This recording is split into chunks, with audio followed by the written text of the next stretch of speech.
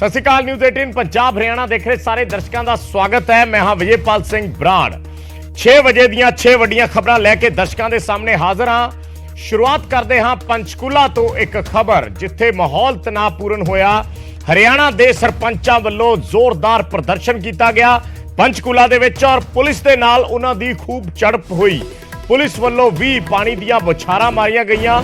ਦਰਅਸਲ बैरिकेडिंग की हुई सी पुलिस ने और सरपंचा ने जो बैरिकेडिंग क्रॉस करने की कोशिश की या बैरिकेडिंग तोड़ी तो उस तो बाद पुलिस ने लाठीचार्ज कर दिता और लाठीचार्ज दौरान कई प्रदर्शनकारी जख्मी हो गए। दरअसल मीटिंग दे विच उन्हां दी सहमति नहीं बनी सी। सरपंचां दी जो सरकार दे नाल मीटिंग हुई सी और सरकार ਵੱਲੋਂ उन्हां दीयां मंगां नहीं बनियां गईयां। सरपंच ई टेंडरिंग का विरोध कर रहे हैं। उन्हां दी मंग है कि सरकार ई टेंडरिंग रद्द करे और कट्टे गए ਜਿਹੜੇ BPL कार्ड सी वो भी दोबारा बनन। फैमिली ID पूरी तरह बंद होवे। Right to recall CM MLA MP ते लागू होवे। ये मंगा सी। सरकार दे नाल मीटिंग हुई, सहमति नहीं बनी, जिस तो बाद पुलिस वालों लाठीचार्ज किया गया। सरपंचां ते पानी दियां बौछारां मारियां गईयां और सरपंचां नूं उत्थों खदेड़िया गया जो प्रोटेस्ट कर रहे सी, जिन्हां ने बैरिकेडिंग तोड़ी सी। जिवें बैरिकेडिंग तोड़ी पुलिस ने नाल दी नाल लाठीचार्ज शुरू कर दिया।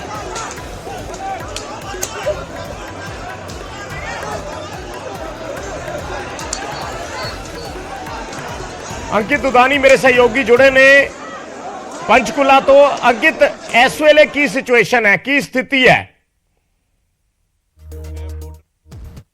सरपंच, आपको मैं तस्वीरें दिखाना चाहूंगा कि सरपंच बैठे हुए हैं बॉर्डर पर। पहले पीछे चले गए थे जब लाठियां बांधी गई थी और अब कुछ ही मिनट पहले दोबारा से वहीं आ गए हैं जहां प्रोटेस्ट करते हुए दोपहर में वो पहुंचे थे। अब देख सकते हैं कि सरपंच सारे बैठे हुए हैं और जो भूपेश्वर दयाल OSD हैं CM के, वो भी यहां पहुंचे हुए हैं। हालांकि वो उनसे अभी कोई बातचीत नहीं हो रही है, वो पुलिस के अधिकारियों से बातचीत कर रहे हैं। और यहाँ आप देख सकते हैं कि पुलिस फोर्स जो है पूरी तरह से लगी हुई है, बैरिकेडिंग पूरी तरह से की हुई है और काफ़ी लोगों को चोटें भी आई हैं।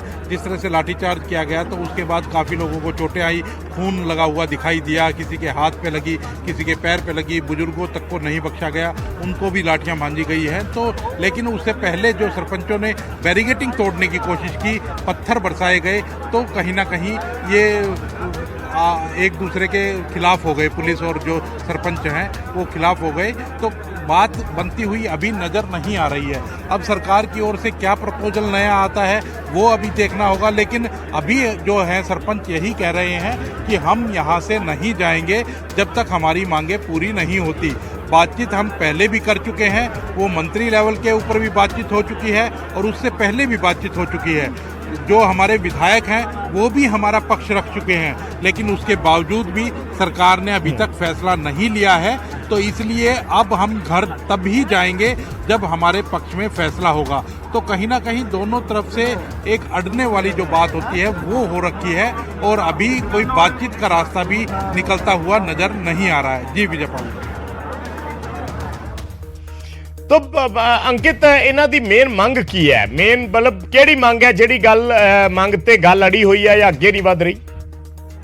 जो इनकी मांगे हैं, मुख्य रूप से जो मांग है वो फाइनेंशियल पावर की है। फाइनेंशियल पावर एक सरपंच की 20 लाख रुपए होती थी, जो कि वो काम खुद करा सकता था बिना किसी टेंडरिंग के। वो किसी के माध्यम से भी वो काम करा सकता था, उसके बिल बाद में पास हो जाया करते थे। वो घटा करके सरकार ने अब 2 लाख रुपए कर दी है कि 2 लाख तक के काम जो हैं वो सरपंच खुद करा सकेगा।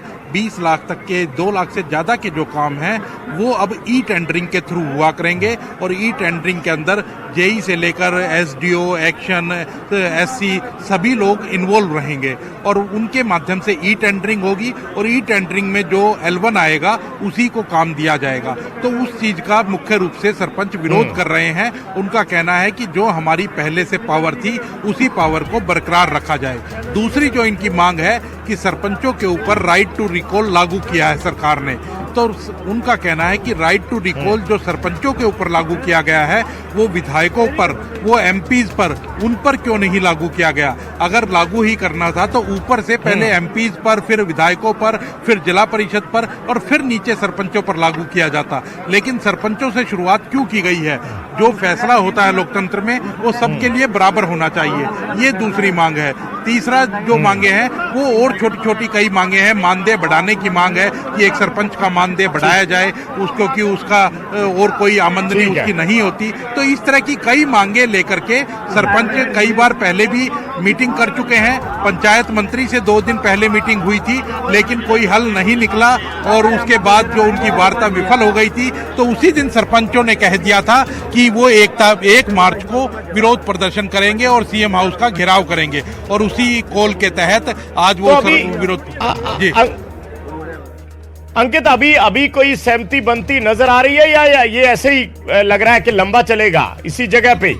अभी हाल ही में कोई सहमति बनती हुई नजर नहीं आ रही है क्योंकि सरपंच कोई बीच का रास्ता खोजने के लिए अभी तैयार नहीं है, मानने के लिए तैयार नहीं है। और सीएम के जो ओएसडी हैं, हालांकि भूपेश्वर दयाल वो अभी यहीं धरना स्थल पर मौजूद हैं और वो पुलिस के अधिकारियों से बातचीत कर रहे हैं कि किस तरह से बातचीत की जाए और किस तरह से इसका हल निकाला जाए, रास्ते को खुलवाया जाए, इनको वापस घर भेजा जाए। लेकिन सरपंच अपनी मांगों पर अड़े हुए हैं और उनका साफ तौर पर कहना है कि वो अपनी मांगों को मनवा कर ही यहाँ से वापस अपने घर जाएंगे। जी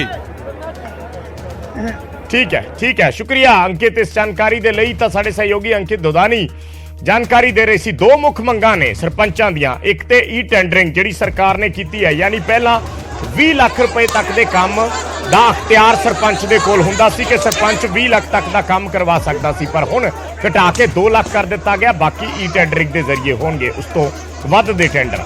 और दूसरी मांग यह है कि सरकार ने जो राइट टू रिकॉल लागू किया है वो सरपंचों ते किया और सरपंच ये कह रहे हैं कि सरकार MLA MP इन्हां दे उपर क्यों लागू नहीं किया जावे। ये गल ये कह रहे हैं। और उधर CM मनोहर लाल कह चुके हैं, बहुत बार ये साफ कर चुके हैं कि यह फैसला वापस नहीं होएगा। ये CM पहला ही स्पष्ट कर चुके हैं। जिस तो बाद सरपंच हुण अपनियां गल्लां नूं, अपनियां मंगां नूं लैके सड़क ते उतर आए ने और विरोध प्रदर्शन दा, तिखे विरोध प्रदर्शन दा राह उन्हां वल्लों अपना लिया गया।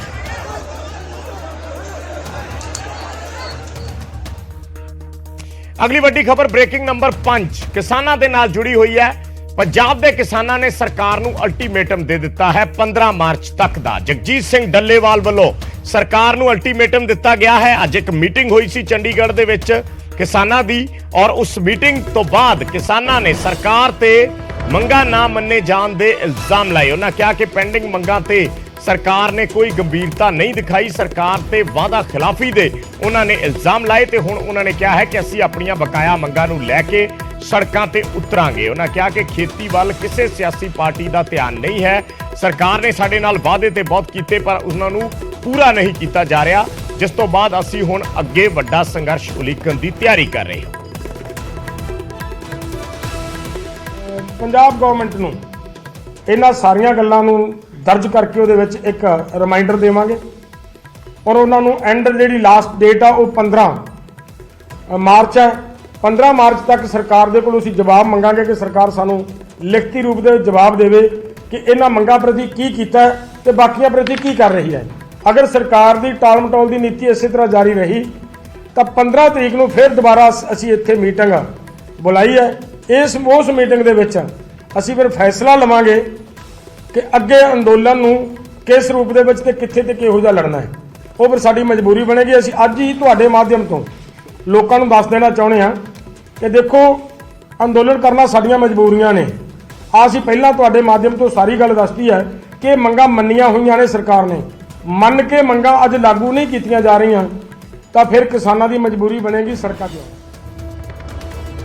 ਤੇ ਅਗਲੀ ਖਬਰ ਬ੍ਰੇਕਿੰਗ ਨੰਬਰ 4 ਬਹਿਬਲ ਕਲਾਂ ਗੋਲੀकांड ਦੇ ਨਾਲ ਜੁੜੀ ਹੋਈ, ਕਿਉਂਕਿ ਪਿਛਲੇ ਦਿਨਾਂ 'ਚ ਸਿਕਰਕੋਟ ਕਪੂਰਾ ਗੋਲੀकांड ਦਾ ਹੋਇਆ ਹੈ ਔਰ ਉਸ ਚਾਰਜ ਸ਼ੀਟ ਨੂੰ ਲੈ ਕੇ ਜੋ ਚਾਰਜ ਸ਼ੀਟ ਦਾਖਲ ਹੋਈ ਸੀ ਸਿਆਸਤ ਵੀ ਖੂਬ ਪੱਕੀ। ਹੁਣ ਗੱਲ ਬਹਿਬਲ ਕਲਾਂ ਗੋਲੀकांड ਨੂੰ ਲੈ ਕੇ ਚਾਰਜ ਸ਼ੀਟ ਦੀ ਹੋ ਰਹੀ ਹੈ ਔਰ ਇਹ ਖਬਰ ਹੈ ਕਿ ਜਲਦ ਹੀ ਇਸ ਬਾਬਤ ਵੀ ਚਲਾਨ ਪੇਸ਼ ਕਰ ਦਿੱਤਾ ਜਾਏਗਾ। ਕੌਮੀ ਇਨਸਾਫ ਮੋਰਚੇ ਦੇ ਨਾਲ ਮੀਟਿੰਗ ਹੋਈ ਸੀ ਪੰਜਾਬ ਸਰਕਾਰ ਦੀ, ਔਰ ਉਸ ਮੀਟਿੰਗ ਦੇ ਵਿੱਚ ਕੌਮੀ ਇਨਸਾਫ ਮੋਰਚੇ ਨੂੰ ਇਸ ਗੱਲ ਦਾ ਭਰੋਸਾ ਦਿੱਤਾ ਗਿਆ ਉਸ ਮੀਟਿੰਗ ਤੋਂ ਬਾਅਦ ਸਰਕਾਰ ਨੇ ਕਿਹਾ ਹੈ ਕਿ ਛੇਤੀ ਅਸੀਂ ਇਸ ਬਾਬਤ ਜਿਹੜਾ ਹੈ ਚਲਾਨ ਪੇਸ਼ ਕਰ ਦਿਆਂਗੇ। ਨੌ ਨਿਹਾਲ ਸਿੰਘ ਜਿਹੜੇ ਪੁਲਿਸ ਦੇ ਸੀਨੀਅਰ ਅਧਿਕਾਰੀ ਨੇ, ਉਹਨਾਂ ਦੀ ਅਗਵਾਈ ਦੇ ਵਿੱਚ SIT ਇਸ ਬਹਿਬਲ ਕਲਾਂ ਗੋਲੀकांड ਦੀ ਜਾਂਚ ਕਰ ਰਹੀ ਹੈ। ਕੋਟਕਪੂਰਾ ਗੋਲੀकांड ਦੇ ਵਿੱਚ ਚਾਰਜਸ਼ੀਟ ਦਾਖਲ ਹੋ ਚੁੱਕੀ ਹੈ ਤੇ ਹੁਣ ਬਹਿਬਲ ਕਲਾਂ ਦੇ ਵਿੱਚ ਹੋਣੀ ਹੈ। ਕੌਮੀ ਇਨਸਾਫ ਮੋਰਚੇ ਦੇ ਨਾਲ ਸਰਕਾਰ ਦੀ ਮੀਟਿੰਗ ਐਤਵਾਰ ਨੂੰ ਹੋਈ ਸੀ ਔਰ ਉਸ ਮੀਟਿੰਗ ਦੇ ਵਿੱਚ ਜ਼ੁਬਾਨੀ ਸਹਿਮਤੀ ਬਹੁਤ ਗੱਲਾਂ ਤੇ ਬਣੀ ਹੈ। ਸਰਕਾਰ ਨੇ ਜ਼ੁਬਾਨੀ ਸਹਿਮਤੀ ਤਾਂ ਦਿੱਤੀ ਹੈ, ਪਰ ਮੋਰਚੇ ਦੇ ਆਗੂ ਇਹ ਤਵੱਕੋ ਕਰ ਰਹੇ ਨੇ ਕਿ ਜਦੋਂ ਤੱਕ ਉਹਨਾਂ ਨੂੰ ਲਿਖਤੀ ਰੂਪ ਦੇ ਵਿੱਚ ਆਪਣੀਆਂ ਮੰਗਾਂ ਦੀ ਸ਼ੋਰਟੀ ਨਹੀਂ ਮਿਲਦੀ, ਆਪਣੀਆਂ ਮੰਗਾਂ ਦਾ ਭਰੋਸਾ ਲਿਖਤੀ ਰੂਪ 'ਚ ਨਹੀਂ ਮਿਲਦਾ, ਉਦੋਂ ਤੱਕ ਉਹ ਮੋਰਚਾ ਖਤਮ ਕਰਨ ਬਾਰੇ ਕੋਈ ਫੈਸਲਾ ਨਹੀਂ ਲੈਣਗੇ। ਪਰ ਸਰਕਾਰ ਨਾਲ ਮੀਟਿੰਗ ਦੇ ਵਿੱਚ ਉਹਨਾਂ ਨੇ ਇਹ ਜ਼ਰੂਰ ਮੰਨਿਆ, ਮੋਰਚੇ ਦੇ ਕਈ ਆਗੂਆਂ ਨੇ, ਕਿ ਗੱਲਬਾਤੀ ਜਿਹੜੀ ਹੈ ਜਾਂ ਜ਼ੁਬਾਨੀ ਜਿਹੜੀ ਹੈ ਉਹ ਸਹਿਮਤੀ ਕਈ ਗੱਲਾਂ ਤੇ ਜ਼ਰੂਰ ਬਣੀ ਹੈ।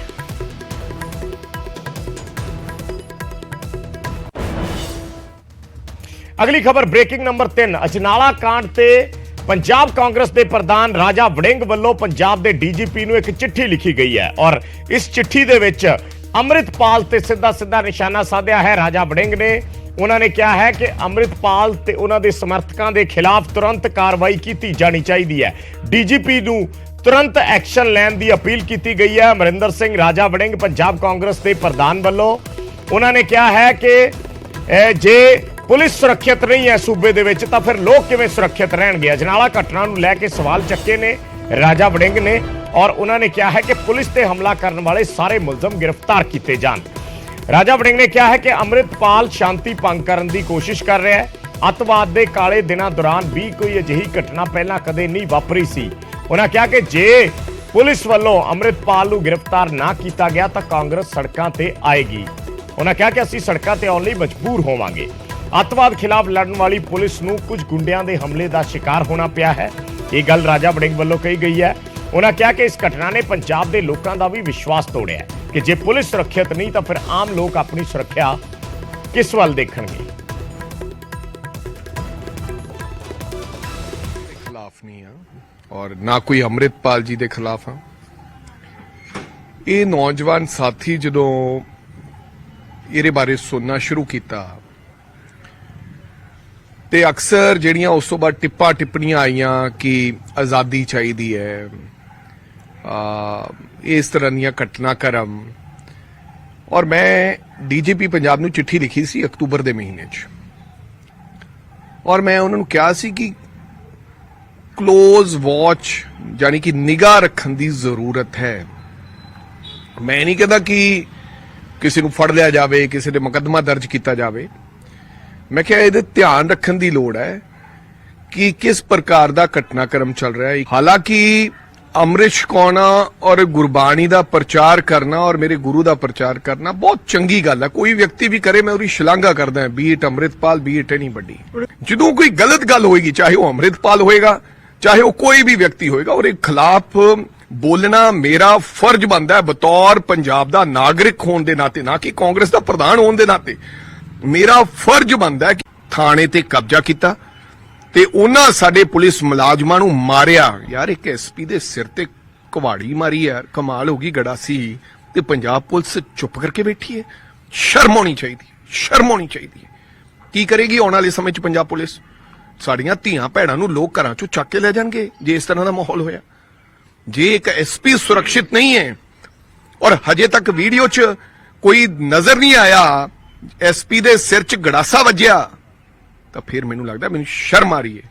ਇਹ ਪੰਜਾਬ ਪੁਲਿਸ ਦੀ ਪਿੱਠ ਤੇ ਅਸੀਂ ਨਾਲ ਖੜੇ ਹਾਂ। ਜਿੱਥੇ ਸਾਨੂੰ ਲੋੜ ਹੈ ਸਾਨੂੰ ਵਰਤੋ।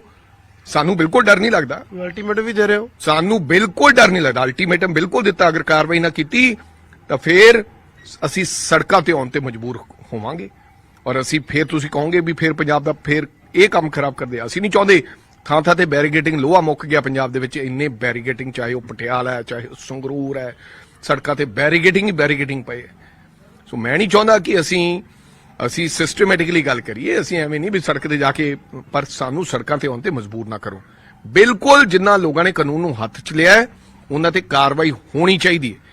ਮੈਂ ਨਹੀਂ ਕਹਿੰਦਾ ਬਿਲਕੁਲ ਨਜਾਇਜ਼ ਕੋਈ ਹੋਣਾ ਚਾਹੀਦਾ। ਕੋਈ ਬੰਦਾ ਹੋਰ ਆਪਦਾ ਕੰਮ ਕਰੇ। ਅਗਰ ਅੰਮ੍ਰਿਤਪਾਲ ਜੀ ਆਪਦਾ ਕੋਈ ਹੋਰ ਕੰਮ ਕਰ ਰਹੇ ਨੇ, ਮੈਨੂੰ ਕੋਈ ਇਤਰਾਜ਼ ਨਹੀਂ। ਧਰਮ ਦਾ ਪ੍ਰਚਾਰ ਕਰ ਰਹੇ ਨੇ, ਪਰ ਇਸ ਤਰ੍ਹਾਂ ਕਾਨੂੰਨ ਹੱਥ 'ਚ ਲੈਣ ਦੀ ਕਿਸੇ ਨੂੰ ਇਜਾਜ਼ਤ ਨਹੀਂ ਹੈ। ਤੇ ਅਗਲੀ ਖਬਰ ਬ੍ਰੇਕਿੰਗ ਨੰਬਰ 2 ਅਜਨਾਲਾ ਕਾਂਡ ਨੂੰ ਲੈ ਕੇ ਜਥੇਦਾਰ ਅਕਾਲ ਤਖਤ ਸਾਹਿਬ ਨੇ ਵੀ ਹੁਣ ਸਰਗਰਮੀ ਵਿੱਢੀ ਹੈ। ਜਥੇਦਾਰ ਵੱਲੋਂ ਇੱਕ 17 ਮੈਂਬਰੀ ਕਮੇਟੀ ਦਾ ਗਠਨ ਕਰ ਦਿੱਤਾ ਗਿਆ ਹੈ ਜੋ 15 ਦਿਨਾਂ ਦੇ ਅੰਦਰ ਆਪਣੀ ਰਿਪੋਰਟ ਸੌਂਪੇਗੀ। ਜਥੇਦਾਰ ਅਕਾਲ ਤਖਤ ਸਾਹਿਬ ਨੇ 17 ਮੈਂਬਰੀ ਕਮੇਟੀ ਦਾ ਗਠਨ ਕੀਤਾ ਹੈ ਜੋ ਅਜਨਾਲਾ ਦੇ ਵਿੱਚ ਪਾਲਕੀ ਸਾਹਿਬ ਲਿਜਾਈ ਗਈ ਔਰ ਜਿਸ ਤਰੀਕੇ ਨਾਲ ਉਹ ਸਾਰਾ ਘਟਨਾਕ੍ਰਮ ਵਾਪਰਿਆ ਉਸ ਤੇ ਹੁਣ ਇੱਕ ਰਿਪੋਰਟ ਤਿਆਰ ਕਰੇਗੀ। 17 ਮੈਂਬਰੀ ਕਮੇਟੀ ਹੈ ਜੋ ਸ਼੍ਰੀ ਗੁਰੂ ਗ੍ਰੰਥ ਸਾਹਿਬ ਨੂੰ ਧਰਨਿਆਂ ਤੇ ਲਿਜਾਣ ਤੇ ਖਾਸ ਤੌਰ ਤੇ ਸਮੀਖਿਆ ਕਰੇਗੀ ਕਿਉਂਕਿ ਸਵਾਲ ਇਹ ਉੱਠੇ ਨੇ ਅਜਨਾਲਾ ਘਟਨਾ ਤੋਂ ਬਾਅਦ ਕਿ ਕੀ ਹਰ ਜਗ੍ਹਾ ਜਿੱਥੇ ਕੋਈ ਧਰਨਾ ਪ੍ਰਦਰਸ਼ਨ ਹੁੰਦਾ ਹੈ ਗੁਰੂ ਮਹਾਰਾਜ ਦਾ ਸਰੂਪ ਲਿਜਾਣਾ ਵਾਜਬ ਹੈ। ਇਹ ਸਵਾਲ ਉੱਠਿਆ ਔਰ ਉਸ ਤੋਂ ਬਾਅਦ ਹੁਣ ਅਕਾਲ ਤਖਤ ਸਾਹਿਬ ਦੇ ਜਥੇਦਾਰ ਨੇ ਕਮੇਟੀ ਬਣਾਈ ਹੈ। ਐਸਜੀਪੀਸੀ ਪ੍ਰਧਾਨ ਹਰਜਿੰਦਰ ਸਿੰਘ ਧਾਬੀ ਉਸ ਕਮੇਟੀ 'ਚ ਨੇ। ਦਿੱਲੀ ਕਮੇਟੀ ਦੇ ਪ੍ਰਧਾਨ ਡੀਐਸਜੀਐਮਸੀ ਦੇ ਪ੍ਰਧਾਨ ਹਰਮੀਤ ਸਿੰਘ ਕਾਲਕਾ ਨੂੰ ਵੀ ਉਸ ਕਮੇਟੀ ਦੇ ਵਿੱਚ ਸ਼ਾਮਲ ਕੀਤਾ ਗਿਆ। ਕਰਨੈਲ ਸਿੰਘ ਪੀਰ ਮੁਹੰਮਦ ਨੂੰ ਉਸ ਕਮੇਟੀ ਦਾ ਕੋਆਰਡੀਨੇਟਰ ਬਣਾਇਆ ਗਿਆ। ਕੁੱਲ 17 ਮੈਂਬਰ ਨੇ ਇਸ ਕਮੇਟੀ ਦੇ ਵਿੱਚ। ਹਰਜਿੰਦਰ ਸਿੰਘ ਧਾਮੀ ਨੇ, ਹਰਮੀਤ ਸਿੰਘ ਕਾਲਕਾ ਨੇ, ਡਾਕਟਰ ਇੰਦਰਬੀਰ ਸਿੰਘ ਨਿੱਜਰ ਨੇ ਜਿਹੜੇ ਪ੍ਰਧਾਨ ਨੇ ਚੀਫ ਖਾਲਸਾ ਦੀਵਾਨ ਦੇ, ਪੰਜਾਬ 'ਚ ਕੈਬਨਿਟ ਮੰਤਰੀ ਵੀ ਨੇ। ਹਰਨਾਮ ਸਿੰਘ ਧੁੰਮਾ ਨੇ ਜੋ ਦਮਦਮੀ ਟਕਸਾਲ ਦੇ ਮੁਖੀ ਨੇ, ਬਾਬਾ ਹਰਨਾਮ ਸਿੰਘ ਖਾਲਸਾ। ਬਾਬਾ ਨਿਹਾਲ ਸਿੰਘ ਨੇ ਤਰਨਾ ਦਲ ਹਰੀਆਂ ਵੇਲਾ ਵਾਲੇ ਉਹਨਾਂ ਦੇ ਮੁਖੀ ਨੇ। ਬਾਬਾ ਅਵਤਾਰ ਸਿੰਘ ਨੇ ਤਰਨਾ ਦਲ ਬਿਧੀ ਚੰਦ। ਬਾਬਾ ਗੱਜਨ ਸਿੰਘ ਨੇ ਮੁਖੀ ਤਰਨਾ ਦਲ ਬਾਬਾ ਬਕਾਲਾ। ਬਾਬਾ ਮੇਜਰ ਸਿੰਘ ਨੇ ਦਸ਼ਮੇਸ਼ ਤਰਨਾ ਦਲ ਵੱਲੋਂ।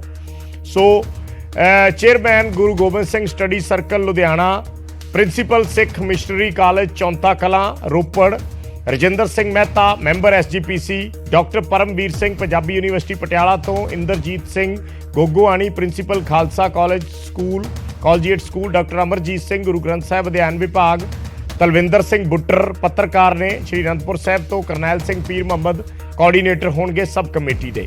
ਇਹ 17 ਨਾਮ ਨੇ। 17 ਮੈਂਬਰੀ ਕਮੇਟੀ ਦਾ ਗਠਨ ਅਕਾਲ ਤਖਤ ਸਾਹਿਬ ਦੇ ਜਥੇਦਾਰ ਵੱਲੋਂ ਕੀਤਾ ਗਿਆ ਕਿ ਜਿਹੜੀਆਂ ਐਸੀਆਂ ਕੋਈ ਵਿਵਾਦ ਵਾਲੀਆਂ ਥਾਵਾਂ ਨੇ ਜਿੱਥੇ ਕਿਸੇ ਵੀ ਤਰ੍ਹਾਂ ਦਾ ਕਲੈਸ਼ ਹੋਣ ਦਾ ਖਤਰਾ ਹੈ, ਜਿੱਥੇ ਪੁਲਿਸ ਜਾਂ ਹੋਰ ਜਿਹੜੇ ਧਰਨਾਕਾਰੀ ਨੇ ਉਹਨਾਂ ਦੇ ਵਿੱਚ ਕਿਸੇ ਤਰੀਕੇ ਦੀ ਟਸਲ ਹੋਣ ਦਾ ਖਦਸ਼ਾ ਹੈ ਕਿ ਉੱਥੇ ਗੁਰੂ ਮਹਾਰਾਜ ਦਾ ਸਰੂਪ ਲਿਜਾਇਆ ਜਾਣਾ ਚਾਹੀਦਾ ਜਾਂ ਨਹੀਂ। ਇਹਨਾਂ ਸਾਰੇ ਮੁੱਦਿਆਂ ਤੇ ਇਹ ਕਮੇਟੀ ਜਿਹੜੀ ਹੈ ਇਹ ਆਪਣੀ ਰਿਪੋਰਟ ਤਿਆਰ ਕਰੇਗੀ। 15 ਦਿਨਾਂ ਦੇ ਅੰਦਰ ਆਪਣੀ ਰਿਪੋਰਟ ਇਸ ਕਮੇਟੀ ਨੇ ਅਕਾਲ ਤਖਤ ਸਾਹਿਬ ਦੇ ਜਥੇਦਾਰ ਨੂੰ ਸੌਂਪਣੀ ਹੈ।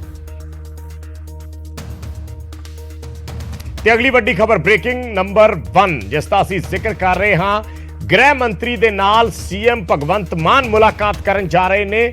ਇਹਨਾਂ ਹੀ ਮੁੱਦਿਆਂ ਨੂੰ ਲੈ ਕੇ ਅਮਿਤ ਸ਼ਾਹ ਨੂੰ ਕੱਲ ਪੰਜਾਬ ਦੇ ਮੁੱਖ ਮੰਤਰੀ ਭਗਵੰਤ ਮਾਨ ਮਿਲਣ ਜਾ ਰਹੇ ਨੇ। ਬਜਟ ਇਜਲਾਸ ਤੋਂ ਪਹਿਲਾਂ ਦੀ ਇਹ ਮੁਲਾਕਾਤ ਹੈ। ਜ਼ਾਹਿਰ ਜੀ ਗੱਲ ਹੈ ਫਾਈਨੈਂਸ਼ੀਅਲ ਇਸ਼ੂਜ਼ ਤੇ ਗੱਲਬਾਤ ਹੋਣੀ ਹੈ। ਪੰਜਾਬ ਦੇ ਜਿਹੜੇ ਵਿੱਤੀ ਮਾਮਲੇ ਨੇ ਉਹਨਾਂ ਨੂੰ ਲੈ ਕੇ ਗੱਲਬਾਤ ਹੋਣੀ ਹੈ ਔਰ ਇਸ ਦੇ ਨਾਲ ਸੁਰੱਖਿਆ ਦੇ ਲਿਹਾਜ਼ ਨਾਲ ਵੀ ਕਾਫੀ ਮੁੱਦਿਆਂ ਤੇ ਗੱਲਬਾਤ ਗ੍ਰਹਿ ਮੰਤਰੀ ਅਮਿਤ ਸ਼ਾਹ ਦੇ ਨਾਲ ਕੀਤੀ ਜਾਣੀ ਹੈ। 3 ਮਾਰਚ ਤੋਂ ਪੰਜਾਬ ਦਾ ਬਜਟ ਸੈਸ਼ਨ ਸ਼ੁਰੂ ਹੋ ਰਿਹਾ ਹੈ। ਅਜਨਾਲਾ ਕਾਂਡ ਵਾਪਰਿਆ ਪਿਛਲੇ ਦਿਨਾਂ ਦੇ ਵਿੱਚ, ਉਸ ਕਾਂਡ ਤੋਂ ਬਾਅਦ ਵੀ ਇਹ ਪਹਿਲੀ ਮੁਲਾਕਾਤ ਹੈ ਸੀਐਮ ਦੀ ਗ੍ਰਹਿ ਮੰਤਰੀ ਦੇ ਨਾਲ। ਸੋ ਜ਼ਾਹਿਰ ਜੀ ਗੱਲ ਹੈ ਕਿ state the law and order ਦਾ, ਕਿਉਂਕਿ ਪੰਜਾਬ ਇੱਕ ਬਾਰਡਰ ਸਟੇਟ ਹੈ ਔਰ ਇੱਥੋਂ ਦਾ ਲਾਅ ਐਂਡ ਆਰਡਰ ਜਿਹੜਾ ਹੈ ਉਹ ਕਾਫੀ ਸੰਵੇਦਨਸ਼ੀਲ ਹੈ। ਸੋ ਇਸ ਕਰਕੇ ਕੇਂਦਰੀ ਗ੍ਰਹਿ ਮੰਤਰੀ ਦੇ ਨਾਲ ਸੀਐਮ ਭਗਵੰਤ ਮਾਨ ਇਹਨਾਂ ਮੁੱਦਿਆਂ ਤੇ ਗੱਲਬਾਤ ਕਰਨ ਦੇ ਲਈ ਕੱਲ ਉਹਨਾਂ ਦੇ ਨਾਲ ਮੁਲਾਕਾਤ ਕਰਨ ਜਾ ਰਹੇ ਨੇ।